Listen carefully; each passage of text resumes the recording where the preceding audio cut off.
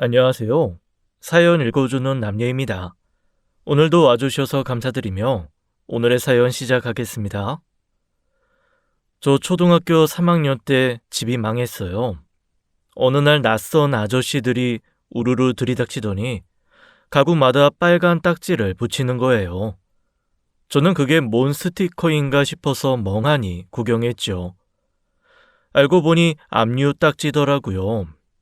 아버지가 사업한다더니 집을 통째로 말아먹으신 거였어요.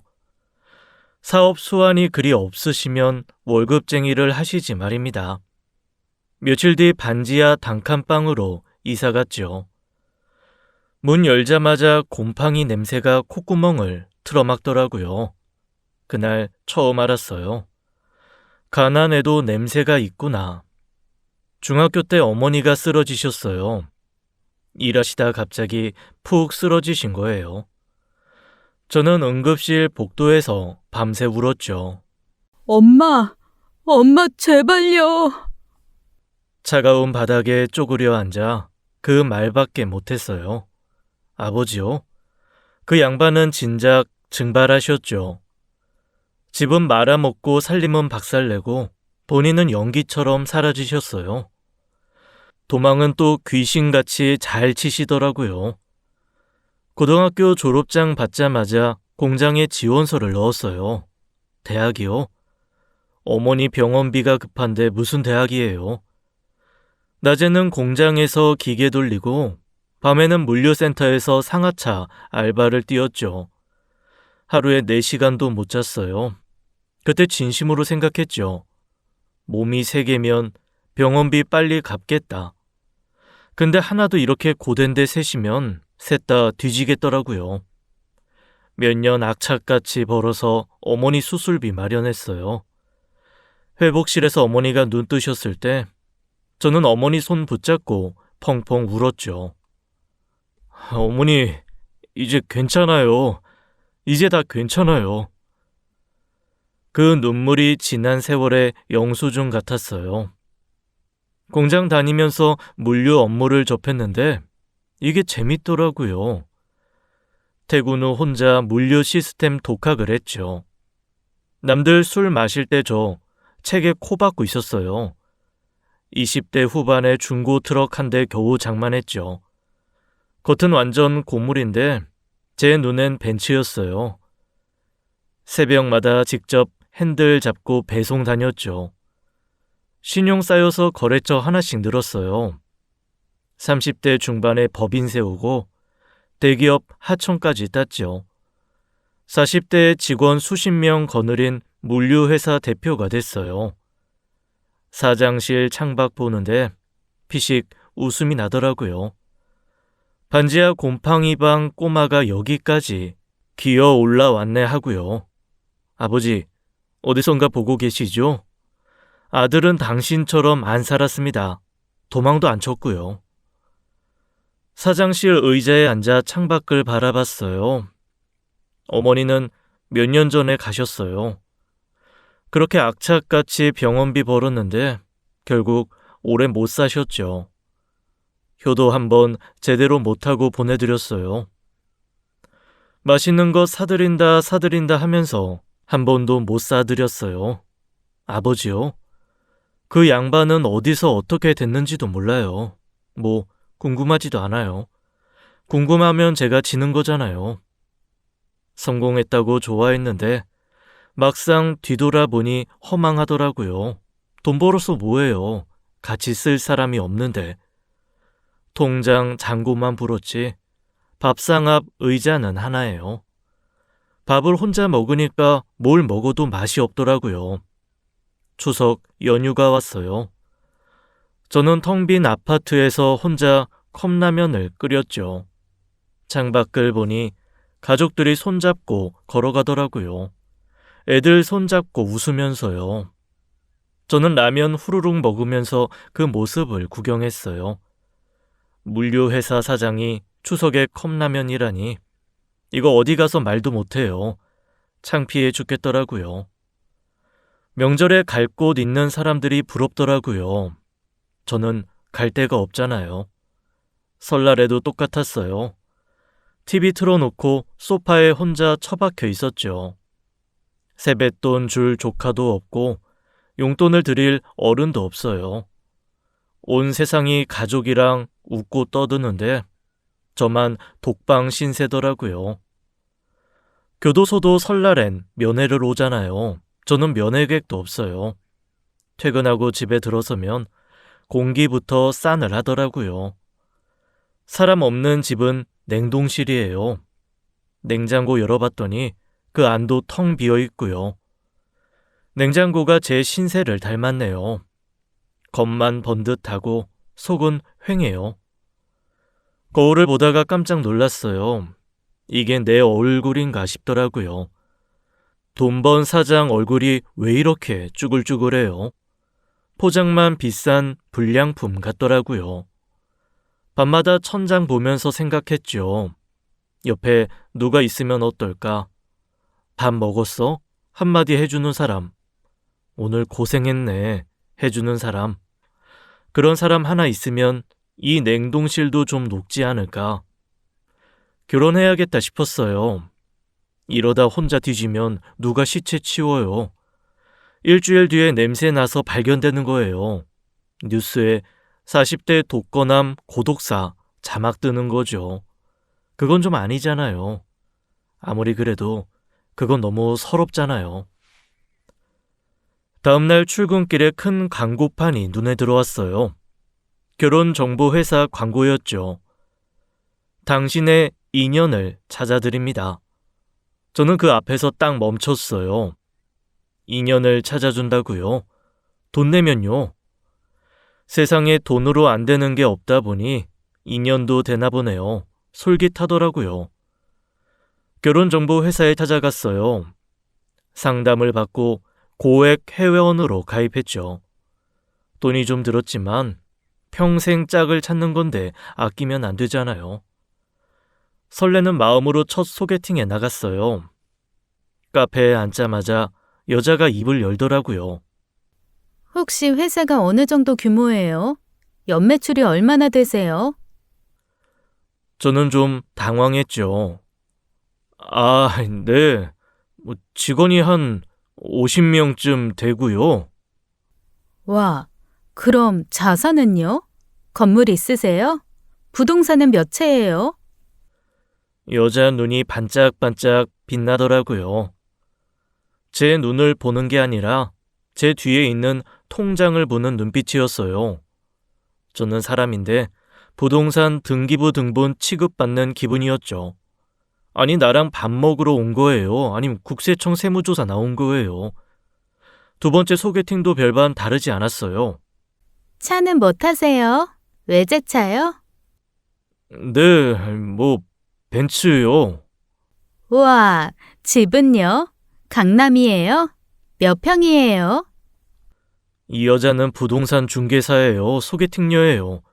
저랑 결혼하고 싶은 거예요? 아니면 제 집에 전세 들어오고 싶은 거예요? 헷갈리더라고요. 속으로 생각했죠. 차라리 등기부 등본이랑 차량 등록증 들고 올 걸. 말로 설명하는 것보다 빠르겠네. 세 번째 소개팅에서 진짜 기가 막혔어요. 여자가 메뉴판도 안 보고 대뜸 묻더라고요. 결혼하면 생활비 얼마 주실 거예요? 전 카드값이 좀 나오는 편이거든요. 네? 아, 그리고 용돈은 따로 주셔야 돼요. 생활비랑 용돈은 다른 거잖아요. 저는 할 말을 잃었어요. 아니, 이건 면접이에요? 연봉 협상이에요? 여자가 저한테 취직하려는 건가 싶더라고요.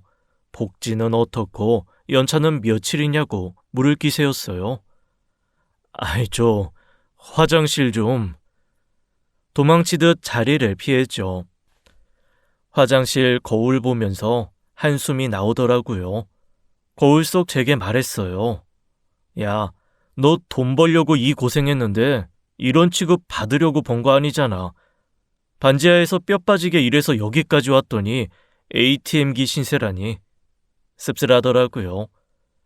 소개팅 끝내고 집에 왔어요. 소파에 털썩 앉아서 허탈하게 웃었죠. 인연을 찾아준다더니 현금 인출기 취급만 받았네요. 결혼정보 회사가 아니라 인간 자판기 전시장이었어요. 사람을 만나는 곳이 아니라 사람을 파는 곳이더군요. 앱을 열어봤어요. 프로필 사진들이 쭉 뜨는데 다 똑같아 보이더라고요. 제 지갑 열릴 때만 웃을 얼굴들이요.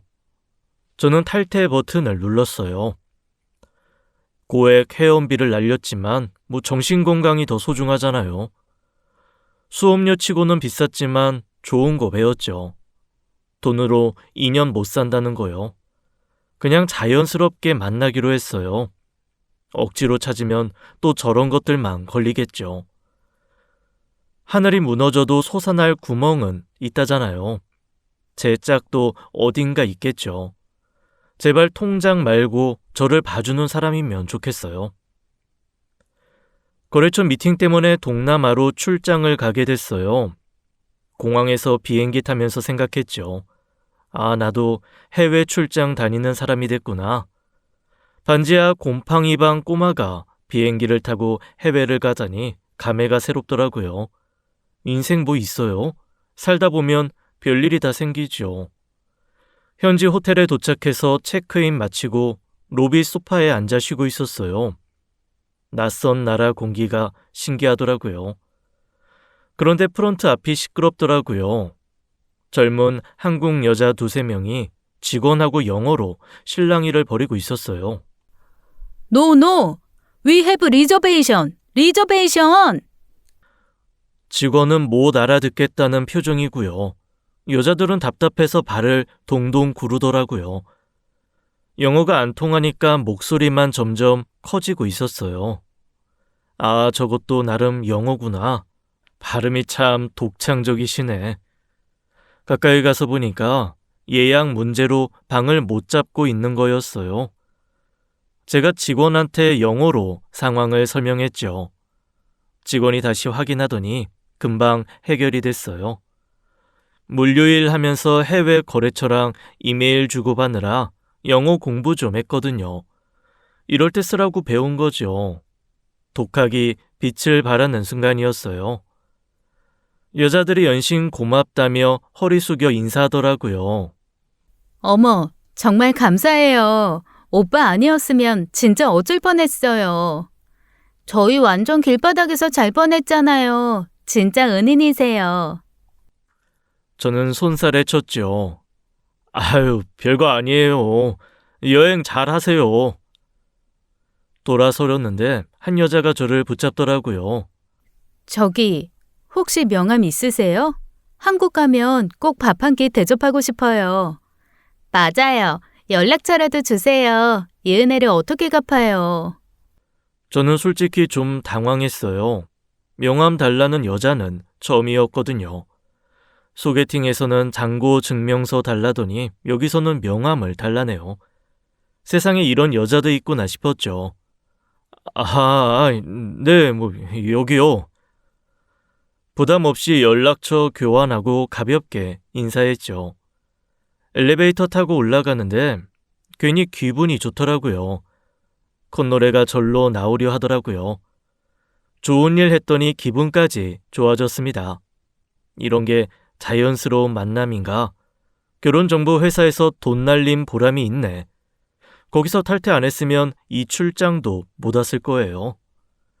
세옹지마가 이런 건가 싶더라고요.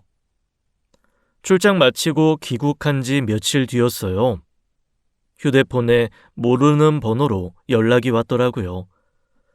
받아보니까 그날 호텔에서 도와줬던 여자 중 한 명이었어요. 안녕하세요. 저 기억하세요? 호텔에서 도와주셨잖아요. 밥 한 끼 대접하고 싶은데 시간 되세요? 저는 솔직히 깜짝 놀랐어요. 진짜 연락이 오네요. 사교 7회인 줄 알았는데 진심이었어요. 아, 네네. 좋지요. 언제든 괜찮아요. 흔쾌히 응했죠. 공짜 밥인데 마다할 이유가 없잖아요. 퇴근하고 강남 레스토랑으로 갔어요. 자리에 도착하니까 여자 혼자 앉아있더라고요. 아, 친구가 갑자기 급한 일이 생겨서 못 나왔어요. 죄송해요. 아, 그래요? 괜찮아요. 둘이 먹으면 더 많이 먹을 수 있죠. 속으로 생각했죠. 이거 둘이 먹는 건가? 밥 한 끼가 소개팅이 되어버렸네요. 뭐 나쁘지 않죠. 마주 앉아서 이야기를 나눴어요. 처음엔 좀 어색했는데 여자가 말을 잘 받아주더라고요. 제가 뭔 말만 해도 눈을 반짝이면서 쳐다보고요. 와, 진짜요? 대단하시다. 제가 농담을 하면 크게 웃어주더라고요. 아, 진짜 웃겨요. 오빠 완전 재밌어요. 식사하면서 가끔 손으로 제 팔을 살짝 건드리기도 했어요. 저는 40년 넘게 살면서 이런 경험이 처음이었거든요. 심장이 막 두근거리더라고요. 이게 뭐지? 심장이 고장났나? 심장병인가? 병원 가야 되나? 이게 설렘이구나. 저 난생 처음 느껴보는 거라 몰랐어요. 40년 동안 창고에 처박혀 있던 심장이 갑자기 엔진 걸린 거예요. 식사가 끝나고 여자가 아쉬운 표정을 짓더라고요. 벌써 다 먹었네요. 시간이 왜 이렇게 빨리 가지? 다음에 또 만나요. 네? 제가 먼저 말하려고 했는데 여자가 선수를 치더라고요. 적극적이네. 나쁘지 않아요. 그럼요. 당연히 또 만나야죠. 속으로 만세를 부르고 있었어요. 그 뒤로 몇 번 더 만났어요. 만날 때마다 분위기가 점점 좋아지더라고요. 여자는 항상 제 이야기에 귀 기울여줬어요. 통장 잔고도 안 물어보고 부동산이 몇 채냐고도 안 물어봤어요. 세상에 이런 여자도 있구나. 결혼정보회사 여자들하고는 종자가 다르네. 그때는 그게 수상한 줄도 몰랐어요. 그냥 좋은 여자 만났다고 좋아했죠. 어느 날 저녁 데이트를 마치고 고백했어요. 우리 사귈래요? 떨려서 혀가 꼬이더라고요. 40대 아저씨가 고백하려니까 얼굴이 막 달아오르더라고요. 여자가 빙긋 웃더니 대답했어요. 네, 좋아요. 사실 기다렸어요. 기다렸대요, 저를요. 세상에, 누가 저를 기다려요? 물류 트럭은 기다려봤어도 여자가 절 기다린 건 처음이었죠. 난생 처음 여자친구가 생겼어요. 40년 만에요. 난생 처음 연애를 시작했죠. 매일 밤 여자친구 생각에 잠을 설쳤어요. 천장 보면서 혼자 싱글벙글 웃고 있더라고요. 40대 아저씨가 입을 걷어차면서 좋아하고 있으니 꼴 좀 볼만했죠. 사춘기가 늦게 온 거예요. 한 20년쯤 늦게요. 첫 데이트 때 여자친구가 제 손을 먼저 잡았어요. 심장이 터질 것 같더라고요. 손바닥에 땀이 줄줄 나는데 창피해서 어쩔 줄 몰랐죠. 40년 동안 여자 손이라고는 어머니 손밖에 안 잡아봤거든요. 여자 손이 이렇게 부드러운 거였어요. 몰랐어요. 그런데 몇 번 만나지도 않았는데 여자친구가 저를 모텔로 이끌더라고요. 오빠, 우리 저기 가요. 어디? 저기요. 가리키는 데를 보니까 모텔이었어요. 저는 머리가 하얘지더라고요. 이게 지금 무슨 상황이지? 정신 차려보니까 방 안이었어요. 그날 40년 묵은 총각 딱지를 떼버렸죠. 이론으로만 알던 걸 실전에서 해보니까 정신이 아득하더라고요. 독학으로 물류 시스템 공부한 건 도움이 됐는데 이건 독학이 안 되더라고요. 그래도 본능이라는 게 있잖아요. 천국이 따로 없더라고요. 근데 문제는 그 다음부터였어요. 만날 때마다 여자친구가 저를 유혹하더라고요. 오빠, 오늘도 가요. 또? 싫어요? 싫을 리가 있나요? 좋았죠. 그런데 하루에 서너 번씩 하니까 몸이 안 따라주더라고요. 저도 이제 젊은 총각이 아니잖아요. 40대 허리가 비명을 지르더라고요. 허리 디스크가 올 것 같더라고요. 물류회사 사장이 허리 나가면 산재 처리도 못해요. 낮에는 회사에서 일하고 밤에는 여자친구한테 치이고요. 상하차보다 힘들더라고요. 거래처 트럭 10대 상하차 하는 게 더 쉬웠어요. 어느 날 데이트하다가 카페에서 좀 쉬자고 했어요. 우리 커피 한잔 하면서 좀 쉬자. 오빠 좀 쉬어야 해. 에이, 커피는 무슨. 오빠, 호텔 가요. 또요? 방금 밥 먹었잖아요. 디저트가 호텔이에요. 아침에 한 번 하고 점심에 한 번 하고 이제 저녁인데 또요. 제가 뭐 정력제 광고 모델이에요? 저는 고개를 갸우뚱했죠. 원래 연애를 하면 이렇게 맨날 이러는 건가? 제가 연애를 안 해봐서 모르는 거예요. 친구들한테 물어보고 싶어도 창피해서 못 묻겠더라고요. 인터넷에 검색을 해봤어요. 연애하면 원래 매일 하나요? 검색 결과를 보니까 사람마다 다르대요. 그래 뭐 우리가 좀 뜨거운 커플인가 보지. 첫 연애라 이게 정상인가 보다 하고 넘겼어요. 여자친구가 이렇게 적극적인 게 저를 진짜 좋아해서 그런 거라고 믿었죠. 나를 이렇게 원하는 여자가 어디 있어요. 그때는 몰랐어요.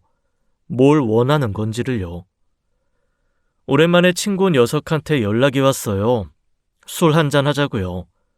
둘이 포장마차에 앉아서 소주를 마시고 있는데 여자친구한테 연락이 왔어요. 오빠, 뭐해요? 친구랑 술? 나도 가고 싶다. 저는 좋다고 했죠. 여자친구 자랑도 할 겸 합석시켰어요. 야, 내 여자친구 온대. 잠깐만 기다려. 뭐? 야, 너 여자친구 생겼어? 대박. 야, 너 40년 만에 여자가 생겼어? 야, 40년은 좀 그렇잖아. 야, 이 사실이잖아.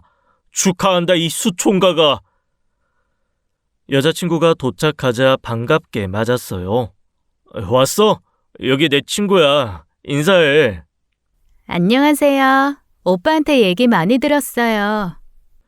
친구는 인사하면서 여자친구를 위아래로 훑어보더라고요. 셋이 앉아서 술 마시면서 이야기를 나눴죠. 여자친구가 애교를 부리면서 제 팔짱을 끼더라고요. 저는 속으로 뿌듯했어요. 봤지? 나도 여자친구 있다. 그것도 젊고 예쁜 여자친구. 잠시 뒤 여자친구가 화장실에 갔어요. 여자친구가 자리를 뜨자마자 친구 녀석 표정이 확 굳히더라고요. 야, 왜? 저 여자 좀 이상하다. 뭐가? 내가 업소 좀 다녀봐서 아는데 저 여자 업소 냄새 난다. 저는 기분이 확 나빠지더라고요. 자랑이다. 야, 미쳤냐? 쟤 명문대 나온 일반인이야. 헛소리하지 마. 명문대?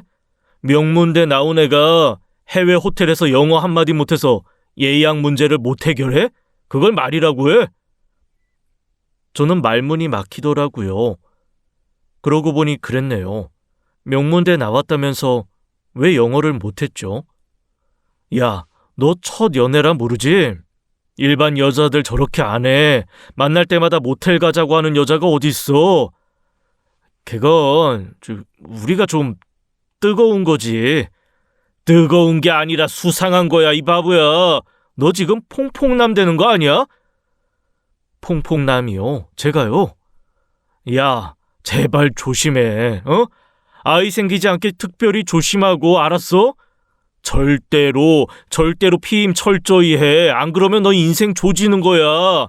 그렇게 결혼했다가 5년 뒤 이혼당하면 네 재산 반 날아가는 거야. 친구 녀석이 제 손을 꽉 잡으면서 신신당부하더라고요. 눈빛이 진지하더라고요. 그때 여자친구가 돌아왔어요. 무슨 얘기했어요? 아무것도 아니야. 그냥 회사 얘기. 애써 웃었죠. 근데 친구 말이 머릿속에서 안 떠나더라고요. 업소 냄새, 퐁퐁남, 설마요. 하긴 설마가 사람 잡는다는 말이 있긴 하죠. 다음날 여자친구랑 데이트를 했어요. 친구 말이 자꾸 머릿속에서 맴돌더라고요. 명문대 나왔다면서 영어를 왜 못하지? 확인해보기로 했어요. 테스트를 해보자. 카페에 앉아서 자연스럽게 영어를 섞어봤어요. 여기 커피 맛있다. This coffee is really good, right? 여자친구가 눈을 꿈뻑거리더라고요. 어? 뭐라고? 아니야. 농담이야. 웃으면서 넘겼죠. 근데 속으로는 이상하다 싶었어요. 명문대를 나왔으면 이 정도 영어는 알아듣잖아요. 중학생도 아는 문장인데요. This coffee is really good. 뭐가 어려워요? This coffee is really good. 초등학생 영어 학원에서도 배우는 거잖아요. 시간이 좀 지나서 다른 테스트를 해봤어요. 일부러 헷갈리는 척하면서 물어봤죠. 맞다. 나 갑자기 헷갈리네. 프랑스 수도가 파리 말고 또 뭐 있지 않았어? 여자친구가 고개를 갸우뚱하더라고요. 프랑스 수도? 몰라. 뭔데? 아니야. 내가 착각했나 보다. 저는 웃으면서 넘겼어요. 근데 속으로는 머리가 하얘지더라고요. 잠깐만요. 프랑스 수도가 파리인 건 초등학생도 아는 건데요. 제가 일부러 틀리게 물어본 건데 그걸 못 잡아내요. 파리 말고 또 뭐 있어? 라고 물으면 파리가 수도잖아, 뭔 소리야? 라고 해야 정상이잖아요. 근데 몰라 뭔데라니요. 프랑스 수도를 진짜 모르는 거예요. 집에 돌아와서 소파에 털썩 앉았어요. 친구 말이 다시 떠오르더라고요. 저 여자 업소 냄새 난다. 명문대 나왔으면서 영어 한마디 못해? 머리를 흔들었어요. 아니요, 설마. 내가 너무 예민한 거야. 사람이 영어 못할 수도 있죠. 프랑스 수도 모를 수도 있죠. 근데 명문대요. 명문대 나온 사람이 프랑스 수도를 몰라요? 영어 기초 문장을 못 알아들어요? 그게 말이 돼요? 아무리 생각해도 앞뒤가 안 맞더라고요. 그날 밤 잠자리에 누워서도 생각이 꼬리를 물었어요. 여자친구 얼굴이 자꾸 떠오르더라고요. 예쁜 얼굴, 살갑게 웃는 얼굴. 근데 뒤에 뭐가 있는 거지? 쎄한 느낌이 떨어지지 않더라고요. 첫 연애라 좋기만 했는데 갑자기 불안해지더라고요. 천장을 보면서 생각했죠. 제발 내 생각이 틀린 거여라. 제발 친구가 괜한 소리 한 거여라. 근데 가슴 한구석이 자꾸 쿵쿵거리더라고요. 불안해서요. 설레서가 아니라요. 며칠 뒤 친구한테 연락이 왔어요. 야, 급하다. 나와. 뭔가 심상치 않은 목소리더라고요. 약속 장소에 나갔더니 친구 옆에 낯선 남자가 앉아 있었어요. 누구? 내 친구야. 너한테 할 말이 있대. 저는 의아해서 자리에 앉았죠. 친구의 친구라는 남자가 입을 열더라고요. 먼저 부끄러운 말씀부터 드릴게요. 저는 결혼 안 하고 좀 노는 사람입니다. 솔직하긴 하네요. 자기 입으로 유흥업소 다닌다고 밝히는 사람은 처음 봤어요. 보통은 죽어도 안 말하잖아요. 친구분한테 사진 봤는데요. 혹시 그 여자분이 여자친구 맞으세요? 네, 맞는데요. 제가 몇 년 전에 유흥주점에서 본 도우미 같아서요. 저는 얼굴이 굳어지더라고요. 뭐요? 그건 비슷하게 생긴 사람 아니에요? 흔한 얼굴일 수도 있잖아요. 아니요, 저 얼굴 기억력 좋거든요. 거의 확실해요. 친구가 옆에서 고개를 끄덕이더라고요. 야, 이 형이 업소를 좀 많이 다녀서 그쪽 전문가야. 도우미 얼굴 수백 명은 기억한대. 그게 자랑이에요? 전문가라서 뭐 자격증이라도 있어요? 유흥업소 소믈리에예요? 지인이 진지한 표정으로 물었어요. 혹시 그 여자분 엉덩이 위에 나비 문신 있지 않습니까? 네? 나비 문신이요? 없다고 대답하려다 문득 멈췄어요. 여자친구 몸에서 봤던 흔적이 떠올랐거든요. 엉덩이 위에 이상한 자국이 있었어요. 제가 물어봤을 때 여자친구가 뭐라고 했더라. 아, 이거? 어렸을 때 화상 입은 자국이야. 그때는 그런가 보다 했어요. 근데 다시 생각해보니까 그 모습이 좀 이상했거든요. 화상 자국치고는 너무 반듯했어요. 둥글게 퍼진 게 아니라 뭔가 형체가 있었어요. 설마 그게 문신 지운 흔적이었나요? 레이저로 지우면 저런 자국이 남는다던데. 아이씨, 화상이 아니라 문신이었네요. 화상이 아니라 나비가 레이저 맞고 죽은 자국이었네요. 저는 자리에서 벌떡 일어났어요. 알았어, 고마워. 내가 알아서 해결할게. 야, 너 괜찮아? 괜찮아. 괜찮지 않았어요. 머릿속이 하얘지더라고요. 술집을 나와서 찬바람을 맞았어요. 명문대 졸업도 거짓말, 영어도 못하고 프랑스 수도도 모르고 유흥업소 도우미 출신 나비문신. 퍼즐 조각이 하나씩 맞춰지더라고요. 그림이 완성이 돼가는데 그 그림이 너무 끔찍했어요. 내가 지금까지 뭘 한 거지? 누구랑 사귄 거지? 다음날 일을 마치고 직원들 다 퇴근시켰어요. 저는 혼자 사장실에 남았죠. 컴퓨터 앞에 앉아서 한참을 고민했어요. 흥신소. 여자친구를 흥신소에 맡겨서 조사해야 하나 손가락이 떨리더라고요. 내가 지금 뭘 하려는 거지? 사랑하는 사람을 의심해서 뒷조사를 하려고.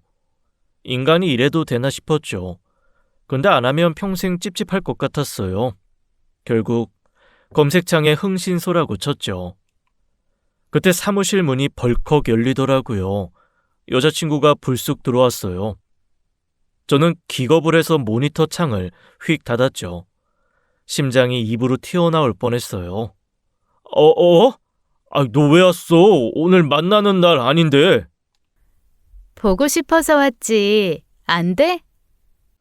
여자친구가 살살 다가오더니 저한테 안기더라고요.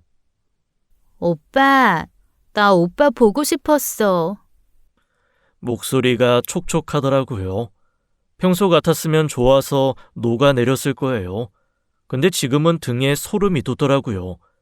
방금 흥신소 검색하다 들킬 뻔했거든요. 여자친구가 대놓고 유혹을 하기 시작했어요. 손이 이상한 데로 가더라고요. 오빠, 여기서 할까? 사장실에서요? 직원들 퇴근했다고 여기서 하자고요. 보통 여자들은 이런 거 싫어하지 않나요? 저는 머리가 복잡해지더라고요.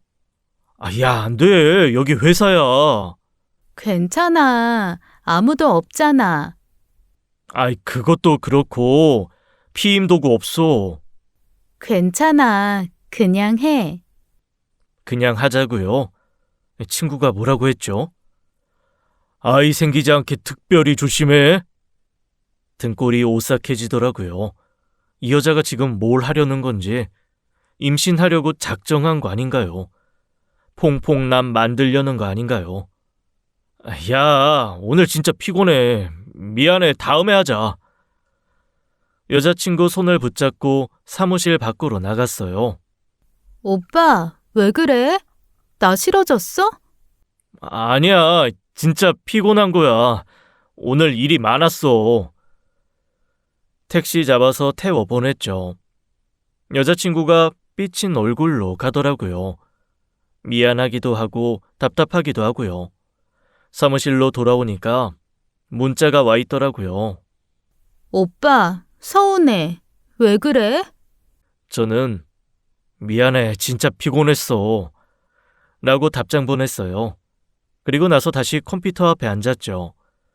흥신소 검색 결과가 화면에 떠 있더라고요. 손이 떨리더라고요. 내가 지금 여자친구를 의심하고 있네. 뒷조사하려고 흥신소를 알아보고 있네. 이게 맞는 건가? 사랑하는 사람한테 이래도 되는 건가? 알 수 없는 혐오감이 밀려오더라고요. 여자친구한테가 아니라 저 자신한테요. 의심하는 내가 더러워지는 기분이었어요. 그런데 안 하면 더 찝찝할 것 같았어요. 흥신소 번호를 저장했죠. 그날 밤 흥신소에 전화했어요. 여자친구 신원 조사를 의뢰했죠. 전화하면서도 손이 떨리더라고요. 내가 지금 뭘 하는 건가 싶었어요. 근데 안 하면 평생 후회할 것 같았어요. 의뢰비가 좀 들었지만 뭐 어때요? 진실 값이라고 생각하기로 했죠. 며칠 뒤 흥신소에서 연락이 왔어요. 조사 결과 나왔습니다. 만나서 말씀드릴게요. 심장이 쿵쾅거리더라고요. 떨리는 다리로 흥신소 사무실을 찾아갔죠. 사무실 문을 열고 들어가니까 직원이 테이블 앞에 앉아 있더라고요. 서류 뭉치를 탁 올려놓으면서 심각한 표정을 짓더라고요. 아, 저 표정 보니까 벌써 안 좋은 예감이 들었어요. 좋은 소식이면 저렇게 안 쳐다보잖아요. 장례식장 직원 표정이더라고요. 제 인생 장례식인가 보네요. 먼저 학력부터 말씀드릴게요. 의뢰인 여자친구분은 명문대 졸업 아닙니다. 그럼 지방? 중졸입니다. 정확히는 고등학교 중퇴요. 머리가 멍해지더라고요. 명문대가 아니라 중졸이요. 그럼 명문대 나왔다는 건 뭐예요? 입으로 졸업한 거예요? 서류를 집어들었어요. 학력 조회 결과가 딱 찍혀 있더라고요. 고등학교 중퇴, 대학 진학 기록 없음. 프랑스 수도 모를만 하네요. 영어 못할만 하네요. 아이씨. 저 이거 그리고 경력 사항입니다. 경력이요? 무슨 경력이요? 유흥주점에서 수년간 근무한 기록이 있습니다.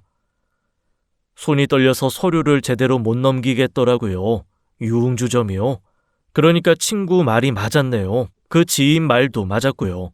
납입 문신도 진짜였고요. 명문대 졸업이 아니라 유흥주점 졸업이었네요.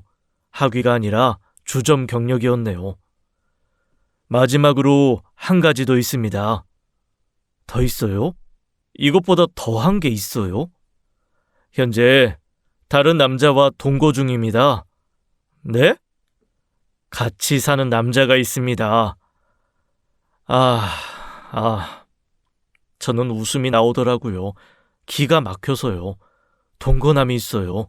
그러면 저는 뭐예요? 여자친구가 투잡을 뛰고 있었네요. 낮에는 저, 밤에는 동거남. 이게 말이 되나요? 흥신소를 나왔어요. 차에 올라탔죠.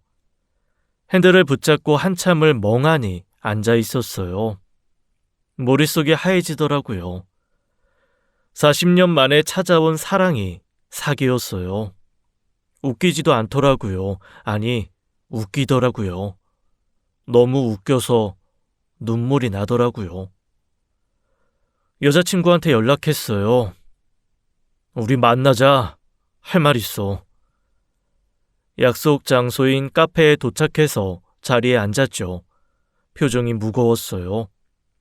흥신소 서류가 가방 안에 들어 있었거든요. 오늘 다 끝내야지. 깔끔하게 정리하자. 여자친구가 도착했어요. 평소처럼 웃으면서 앉더라고요. 오빠, 무슨 일이야? 얼굴이 왜 그래? 저는 입을 열려고 했어요. 그런데 여자친구가 먼저 말을 꺼내더라고요. 오빠, 나 할 말 있어. 뭔데? 나 임신했어. 뭐? 우리 아기 생겼어. 오빠, 우리 결혼하자. 저는 순간 멍해지더라고요. 임신이요? 결혼이요? 머릿속이 하얘졌어요. 근데 금방 정신이 돌아오더라고요. 잠깐만요. 저는 항상 철저하게 피임했거든요. 남자 피임 도구 박스로 사놨어요. 한 번도 안 빼먹고 썼고요. 근데 임신이요? 피임 도구가 불량이었을까요? 아니면 제가 모르는 사이에 구멍이라도 뚫었어요? 저는 냉정하게 고개를 저었죠. 내가 너 임신시켰을 리 없어. 뭐? 오빠 무슨 소리야? 난 매번 피임했어. 한 번도 안 빼먹었어. 여자친구 표정이 살짝 흔들리더라고요. 저는 가방에서 서류를 꺼냈어요. 흥신소 조사 결과지요. 탁 테이블 위에 내려놓았어요. 그리고 나 다 알아. 이게 뭐야?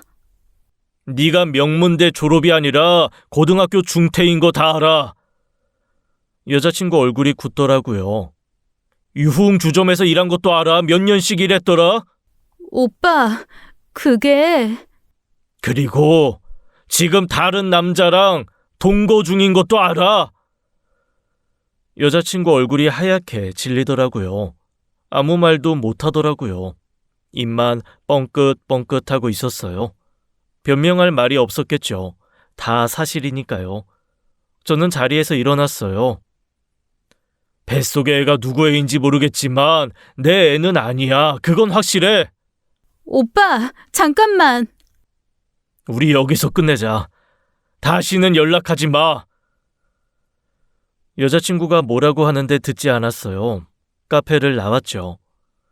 밖에 나오니까 바람이 차갑더라고요. 근데 속은 시원했어요. 40년 만에 첫사랑이 사기로 끝났네요. 임신까지 들이대면서 퐁퐁남 만들려고 했네요.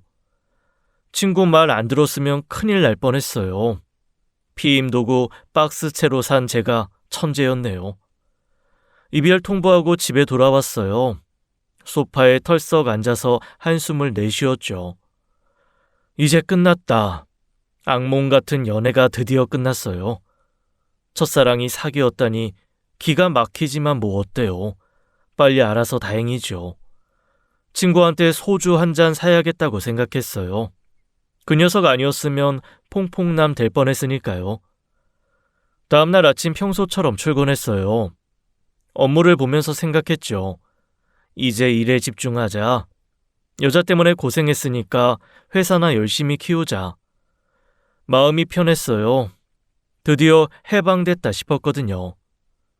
오전에 업무 보고 있는데 휴대폰이 울리더라고요. 모르는 번호였어요. 또 광고 전화인가 싶어서 받았죠. 여보세요? 안녕하십니까? 여기 땡땡 경찰서입니다. 네? 경찰서요? 본인 맞으시죠? 출두 요청드립니다. 출두요? 무슨 일인데요? 성폭행 혐의로 고소가 접수됐습니다. 저는 귀를 의심했어요. 잠깐만요. 그게 무슨 소리예요? 성폭행이라뇨? 피해자 측에서 고소장을 접수했습니다. 며칠 내로 출석해주세요. 경찰이 출석 날짜 말하고 전화를 끊었어요. 저는 그 자리에서 다리에 힘이 풀리더라고요. 의자에 털썩 주저앉았어요. 머릿속이 하얘지더라고요. 제가 누구를요? 잠깐. 여자친구 얼굴이 떠오르더라고요. 그년이네요. 이별 통보하니까 이런 짓을 하네요. 진짜. 손이 떨려서 휴대폰을 제대로 못 잡겠더라고요. 바닥에 떨어뜨렸어요. 주우려는데 손이 말을 안 듣더라고요. 한참을 멍하니 앉아 있었어요. 아니, 이게 말이 돼요? 둘이 사귀면서 좋다고 한 거잖아요. 아니, 그쪽에서 먼저 유혹했잖아요. 만날 때마다 모텔 가자고 한 쪽이 누구예요? 호텔 가자고 손 잡아 끈 게 누구예요? 제가요? 아니잖아요. 그쪽이잖아요. 심지어 회사 사장실까지 쳐들어와서 하자고 한 게 누구예요? 그랬던 년이 이제 와서 뭐요? 임신 협박 안 통하니까 이제 성폭행으로 나오네요. 뭐 이런 게 다 있어요. 저는 책상을 내리쳤어요. 쾅. 서류가 바닥에 우수수 떨어지더라고요. 분하고 억울하고 기가 막히더라고요. 첫사랑이 사귀었던 것도 서러운데 이제 성범죄자로 몰리게 생겼어요. 40년 동안 성실하게 살았는데 이게 뭐예요? 반지하에서 뼈 빠지게 일해서 회사까지 차렸더니 이게 뭔 꼴이에요? 연애 한번 잘못했더니 인생이 풍비박산나게 생겼죠. 출두일에 맞춰 경찰서에 갔어요. 다리가 후들거리더라고요. 조사실로 들어가니까 담당 형사가 앉아 있었어요. 인상이 험악하더라고요. 저를 이미 범죄자 취급하는 눈빛이었어요. 앉으라고 해서 앉았죠. 형사가 서류를 펼치더니 읽기 시작하더라고요. 피해자 진술입니다. 가해자가 강제로, 강압적으로 모텔에 끌고 가서 여러 차례 반복적으로. 사실입니까? 아닙니다. 절대 아닙니다. 저희 사귀는 사이였고요. 합의하에 한 겁니다. 피해자는 협박당해서 어쩔 수 없이 관계했다고 진술했는데요. 협박이요? 무슨 협박이요? 저 협박 같은 거 한 적 없습니다. 피해자 진술이 구체적입니다. 그 여자가 거짓말하는 겁니다. 오히려 그쪽이 저를 유혹했어요. 형사가 무표정하게 저를 쳐다보더라고요. 믿는 눈빛이 아니었어요. 그렇게 주장하시는 거죠? 증거 있습니까? 제가 강제로 했다는 증거요. 피해자 진술이 있습니다. 진술 말고 물증이요. 뭐 CCTV나 뭐 그런 거요. 성범죄는 피해자 진술이 중요합니다. 아, 이거 안 되겠다 싶었어요. 형사 눈빛을 보니까 이미 저를 범인으로 찍어놨더라고요. 제가 뭘 말해도 안 믿는 눈빛이었어요. 성범죄는 피해자 진술이 중요하다고요. 그러니까 여자가 했다고 하면 남자는 무조건 범인이에요. 증거 없이도요. 여자 말 한마디에 남자 인생이 끝나는 거예요. 이게 법이에요. 주먹 구구식이지 법이에요. 온몸으로 느꼈어요. 이런 사건에서 경찰과 법은 철저하게 여자 편이구나. 남자는 억울해도 호소할 데가 없구나. 조사 끝나고 경찰서를 나왔어요. 계단에 주저앉았죠. 하늘을 올려다봤어요. 하늘이 파랗더라고요. 근데 제 앞날은 캄캄했어요. 이대로 당하면 저는 성범죄자가 돼요. 평생 달고 다녀야 해요. 회사도 끝이에요. 다 끝나는 거예요. 40년 동안 열심히 살았는데 여자 하나 잘못 만나서 인생이 끝나요. 연애 한 번 했다고 전과자가 돼요. 말도 안 되죠. 주먹을 꽉 쥐었어요. 집에 돌아와서 바로 컴퓨터를 켰어요. 성범죄 전문 변호사를 검색했죠. 비용이 만만치 않더라고요. 근데 뭐 어때요? 인생이 걸린 건데 돈이 문제예요. 반지하에서 기어 올라왔는데 여기서 무너질 순 없잖아요. 다음날 변호사 사무실을 찾아갔어요. 사건 경위를 처음부터 끝까지 설명했죠. 변호사가 고개를 끄덕이면서 듣더라고요. 증거가 있으시면 좋겠는데요. 증거요?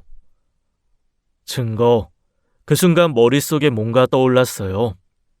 선임 계약서에 서명했죠. 싸워야죠. 끝까지 싸워야죠. 변호사랑 같이 회사로 갔어요. 사무실 CCTV를 확인하려고요. 그날 여자친구가 불쑥 찾아와서 유혹했던 날 있잖아요. 그게 찍혀 있을 거예요. 보안 담당 직원한테 영상 뽑아달라고 했죠. 영상을 재생했어요. 화면에 여자친구가 나오더라고요. 혼자서 사무실로 들어오는 장면이 찍혀 있었어요. 제가 부른 것도 아니고 자기가 알아서 온 거예요. 그 다음 장면, 여자친구가 저한테 다가와서 안기더라고요. 제가 밀어내는데도 자꾸 달라붙어요. 그러면서 자기 혼자 브라우스와 치마까지 벗는 모습이요. 대놓고 유혹하는 게 선명하게 찍혀 있었어요. 저는 안도의 한숨을 내쉬었죠. CCTV 달아놓길 잘했네요. 도둑 잡으려고 달아놨더니 사기꾼을 잡게 생겼어요. 변호사님, 이거면 되겠습니까? 좋습니다. 아주 좋아요. 이거면 자발적 방문이 증명됩니다. 변호사가 고개를 끄덕이더라고요. 그리고 임신했다고 주장한 문자 있으시죠? 그것도 증거로 제출합시다. 네, 있어요. 임신했다고 결혼하자던 문자요. 그것도 저장해뒀죠. 혹시 몰라서요. 유전자 검사도 요청합시다. 아이 아버지가 누군지 확인해야죠. 유전자 검사요? 좋지요. 제 아이가 아닌 게 밝혀지면 그냥 거짓말이 다 드러나는 거잖아요. 경찰에 CCTV 영상이랑 문자 내역 제출하고 유전자 검사 요청했어요. 이제 지켜보자. 어디 한번 끝까지 가보자. 며칠 뒤 모르는 번호로 전화가 왔어요. 받았더니 여자친구더라고요. 목소리가 싹싹해져 있었어요. 오빠, 나야. 할 말 없어, 끊어. 잠깐만. 나 고소 취하할게. 뭐? 고소 취하할 테니까 합의하자. 합의? 응, 1억만 줘. 저는 귀를 의심했어요. 1억이요? 고소해놓고 이제 와서 합의금 1억을 달라고요. 처음부터 돈이 목적이었구나. 성폭행 고소가 아니라 협박이었네요. 무고로 돈 뜯어내려는 거였어요. 뭐라고? 1억? 응, 1억이면 고소 취하할게. 그 정도는 있잖아. 기가 막히더라고요. 인연이 끝까지 이러네요. 문득 2년 전 일이 떠올랐어요. 거래처 사장님이 똑같은 수법에 당했거든요. 여자가 성폭행이라고 고소하니까 겁먹고 합의금 1억을 줬대요. 증거도 없이 그냥 줬대요. 사장님이 술 마시면서 하소연하셨죠. 야, 여자가 그러면 남자는 답이 없어. 돈 주고 해결하는 게 나아. 그때는 남 일인 줄 알았어요. 근데 그게 제 일이 될 줄은 몰랐죠. 근데 저는 달라요. 저한테는 증거가 있거든요. 야, 잘 들어.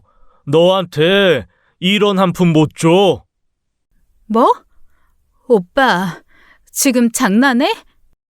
장난 아니야. 나 증거 다 있어. CCTV에 네가 나한테 들러붙는 거 다 찍혀 있어. 유전자 검사하면 네 뱃속의 애가 내 애가 아닌 것도 다 밝혀진 거야.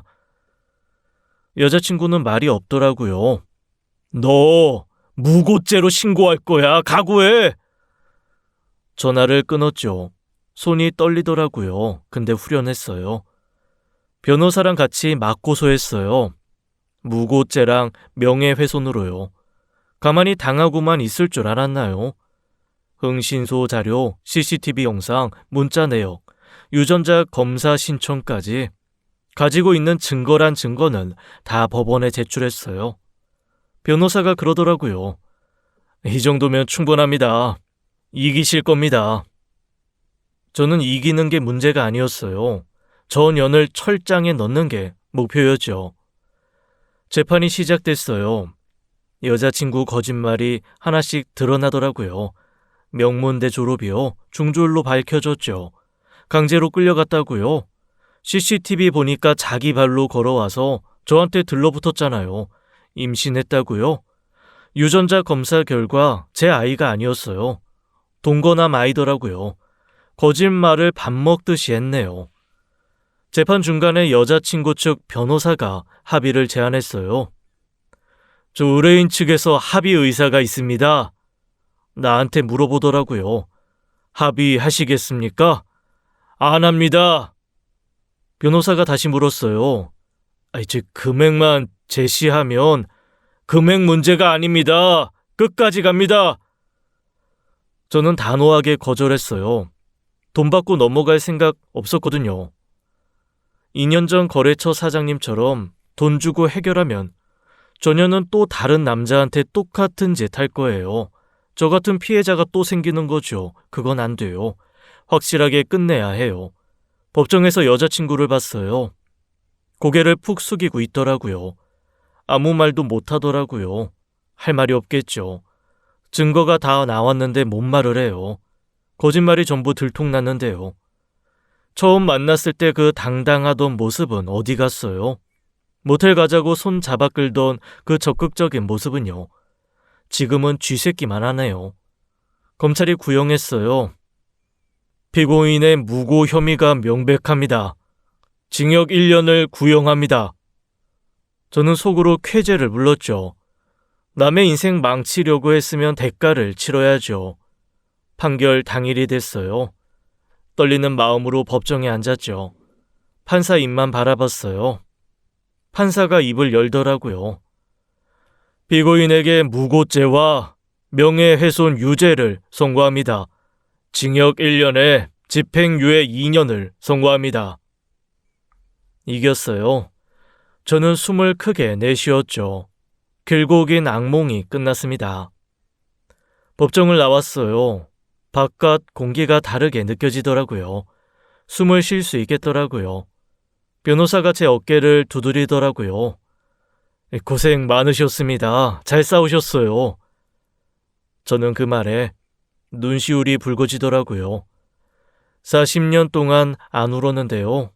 반지하에서 굶어도 안 울었는데요. 공장에서 뼈 빠지게 일해도 안 울었는데요. 근데 그 말 한마디에 눈물이 나오려 하더라고요. 억울함이 풀리니까요. 드디어 끝났으니까요. 사건이 끝나고 한동안 사람 만나는 게 무서웠어요. 집이랑 회사만 오갔죠. 사람이 다 무서워지더라고요. 또 속을까봐요. 또 당할까봐요. 첫사랑이 사기였으니 트라우마가 생길만 하잖아요. 친구 녀석이 수시로 찾아오더라고요. 밥 사주고 술 사주고요. 말없이 옆에 앉아 있어 주더라고요. 그 녀석 아니었으면 진짜 힘들었을 거예요. 업소 냄새 난다고 경고해 준 것도 그 녀석이었잖아요. 퐁퐁남 된다고 피임하라고 신신당부한 것도요. 진짜 친구는 이런 거구나 싶었어요. 그런 사람들 덕분에 조금씩 회복했어요. 일상으로 돌아왔죠. 지금은 연애 생각 없어요. 욕심 내려놨어요. 그냥 회사 일에 집중하면서 당당하게 살고 있어요. 혼자가 편하더라고요. 외롭긴 한데 속는 것보다 나아요. 이번 일로 뼈저리게 깨달았어요. 사람은 겉모습으로 판단하면 안 돼요. 예쁜 얼굴, 달콤한 말, 적극적인 애정 표현, 그런 거 다 믿으면 안 돼요. 행동을 봐야 해요. 시간이 지나면 본성이 드러나거든요. 세상에 쉬운 사랑은 없어요. 공짜로 굴러 들어오는 사랑은 더더욱 없고요. 예쁜 여자가 먼저 다가오면 의심부터 하세요. 눈 크게 뜨고 사람을 보세요. 저처럼 당하지 마시고요.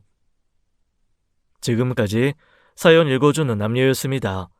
끝까지 함께 해주신 여러분 감사드리며 저희는 다음 사연으로 돌아올게요. 감사합니다.